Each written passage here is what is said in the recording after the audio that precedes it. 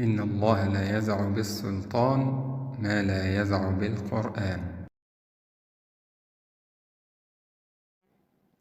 الصحاب دول مشكلة. المرء على دين خليله، فلينظر أحدكم من يخالط.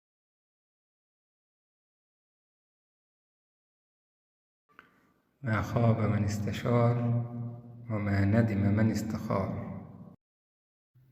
مين فينا طول ما هو قاعد ساكت دماغه ساكتة ما بتفكرش؟ كلنا واحنا قاعدين ساكتين دماغنا شغالة بتفكر في مواضيع مختلفة. حسيت قبل كده انك بتفكر في موضوع معروف بس بشكل مختلف؟ طب حسيت قبل كده وجه على بالك موضوع انت كنت سمعته قبل كده؟ طب ليه ما نفكرش بصوت عالي ونقول كل اللي يجي في بالنا؟ السلام عليكم ورحمة الله وبركاته، أهلا بيكم. موضوع جديد جه في بالي. السلام عليكم ورحمة الله وبركاته، أهلا بيكم. موضوع جديد جه في بالي. أهلا بيكم. موضوع جديد جه في بالي. موضوع جديد جه في بالي. موضوع جديد جه في بالي. جه في بالي. جه في بالي. جه في بالي. القناة دي لأي موضوع يجي في بالي أو في بال أي حد ونتكلم فيه، سواء بطريقة عرض جديدة أو متكررة للتذكير.